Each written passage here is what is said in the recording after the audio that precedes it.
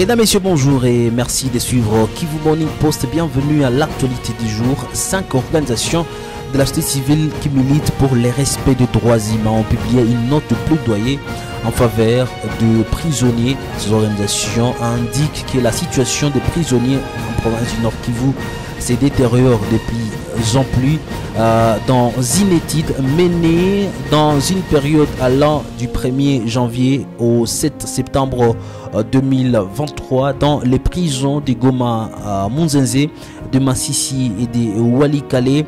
Après compilation et d'analyse, une note a été publiée. Nous allons y revenir dans l'actualité du jour. Et puis des combats ont surgi depuis la nuit du mercredi à ce jeudi 14 septembre 2023 entre le milice Nyatura CMC et les rebelles du 23.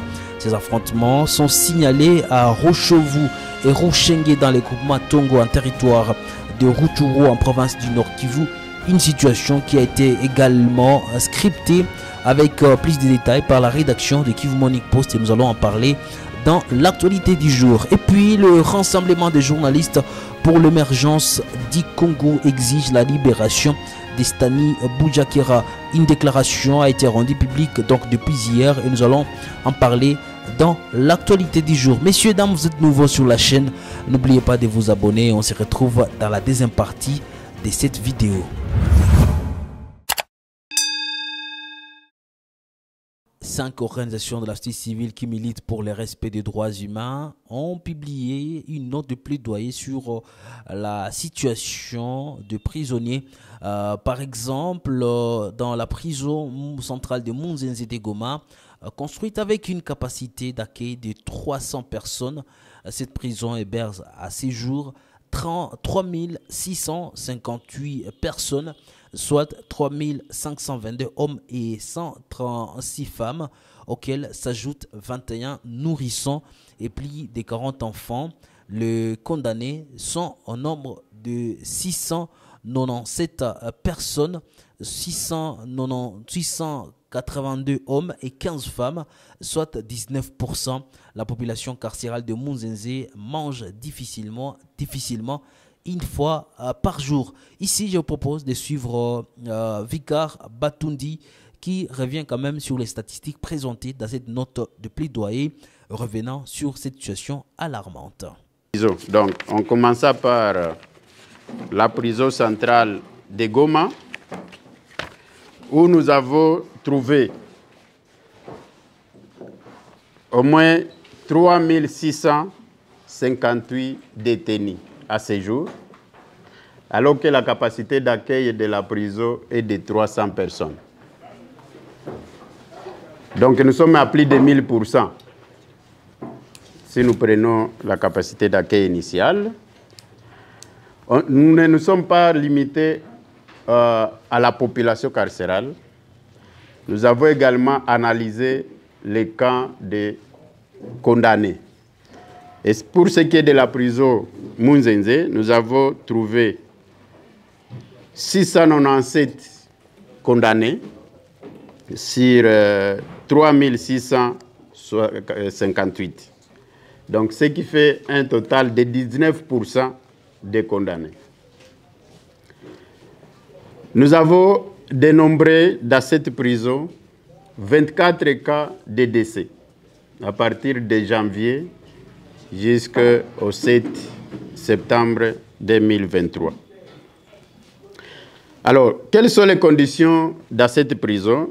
Premièrement, nous avons constaté qu'il y a une promiscuité dans cette prison. Il y a insuffisance alimentaire, s'il faut parler même d'une insécurité alimentaire dans cette prison, parce que les détenus mangent miraculeusement une fois par jour. Il y a une lourdeur administrative dans la gestion des dossiers judiciaires, parce qu'on n'allait pas connaître cette promiscuité s'il y avait une diligence dans les procès. Il s'observe une torture horizontale dans la prison, c'est-à-dire Il y a des prisonniers qui sont soumis à des traitements cruels, inhumains et dégradants. Certains sont obligés même d'évacuer les matières fécales à Meni, ce qui occasionne des maladies de la peau et consorts. Mais aussi, il y a le système de bougies pour les nouveaux occupants de la prison qui se portent en bonne santé dans notre prison. À part ça, il y a insuffisance de l'assistance psychologique. Il s'observe des maladies chroniques, notamment la tuberculose, le diabète et autres dans cette prison. Et puis parlons de ces affrontements enregistrés entre le Wazalendo CMC et la M23 à Tongo dans le Rutshuru. Qu'est-ce qui cache cette reprise? Je vais également demander à vous, chers internautes, de laisser votre point de vue en commentaire de cette vidéo. Vous le savez, des combats ont surgi depuis la nuit du mercredi à ce jeudi 14 septembre 2023 entre le milicien Nyatura CMC et le rebelle M23. Ces affrontements sont signalés à Rushovu et Rushenge dans le commandement Tongo en territoire de Rutshuru en province du Nord Kivu. Des sources renseignent que des tirs étaient entendus dans la nuit. La population témoigne un renforcement des rebelles qui sont venus en masse dans la zone à pied et par véhicule. Et puis sur le plan national, avant de se rendre sur les sites de Kivu Morning Post, de www.kivumorningpost.cd, les rassemblements des journalistes pour l'émergence du Congo exigent la libération de Stani Bujakera. Ici, je propose d'ailleurs de suivre leur déclaration. Le rassemblement de journalistes pour l'émergence du Congo, RAJEC, comme tant d'autres organisations de défense de la liberté d'expression, des droits humains et des journalistes, dénonce le harcèlement judiciaire que subit le journaliste Stani Bujakera. Interpellé par le service de sécurité en date du 8 septembre aux alentours de 21 h, pendant qu'il comptait se rendre à Lubumbashi, le journaliste Stani Bujakera a été acheminé manu militari à l'inspection provinciale de la police avec ses outils de travail, ordinateur, téléphone portable confisqués sans aucune invitation préalable, sauf s'il voulait l'intimider. Placé dans des conditions carcérales précaires et dégradantes, ses responsables et pères de famille continuent de croupir après avoir été transférés au parquet de la Gombe.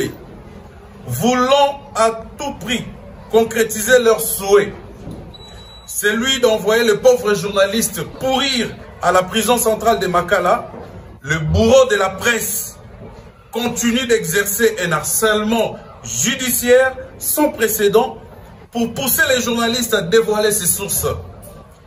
À notre grande surprise, dans le souci de réussir leur mission sadique et après refus du journaliste de corroborer à leur thèse, nous apprenons qu'un autre grief serait en train d'être monté afin de poursuivre le journaliste pour faux en écriture. Il s'agit là des manœuvres tendant à aggraver les cas de Bujakera et à criminaliser le travail des journalistes. Dans ces entrefaits, nous apprenons depuis l'arrestation de Bujakera que ceux qui ont saisi ces outils de travail ont tenté à plusieurs reprises de supprimer et de désactiver son compte Twitter pour des objectifs et des raisons inavouées. Passons outre le code éthique et de la déontologie, l'ordonnance loi fixant les modalités de l'exercice de la liberté de la presse, de l'information, des missions de la radio et de la télévision, etc., dite la loi Mouyaya, toutes les chartes conventionnelles qui promeuvent la liberté de la presse, les services de sécurité mis en place pour enquêter sur l'assassinat de Chéribin Okende va centrer son interrogatoire sur la publication d'un rapport de l'ANER dont le journaliste n'est pas visiblement auteur. Pour nous, RAJEC, Qu'est-ce qui a intéressé la rédaction de Kivu Morning Post avant de vous laisser l'opportunité d'aller visiter ces sites, le www.kivumorningpost.cd? Francine Muyumba demande au gouvernement de débloquer 33 millions de dollars pour soutenir le Congo Airways. La sénatrice Francine Muyumba, membre de la coalition de l'ex-président congolais Joseph Kabila, a rappelé le gouvernement congolais a débloqué 33 millions de dollars pour soutenir la compagnie nationale aérienne Congo Airways, aujourd'hui en faillite. Elle affirme qu'aujourd'hui, les passagers sont obligés d'emprunter les itinéraires passant par Addis Abeba au Congo-Brazzaville, le Rwanda et d'autres destinations pour relier Kinshasa et le province. Et nous avons appris, selon la cellule de communication du Premier ministre, qu'une réunion a été tenue entre le ministre des Transports et les directeurs de cette compagnie aérienne. Espérons que des solutions seront trouvées. D'autres informations sont à suivre sur le www.kivumorningpost.cd. Je vous demande d'aller visiter ce site internet d'information pour être au top et à la ligne de l'information. Ça sera tout pour l'actualité du jour. Merci à vous de l'avoir suivi.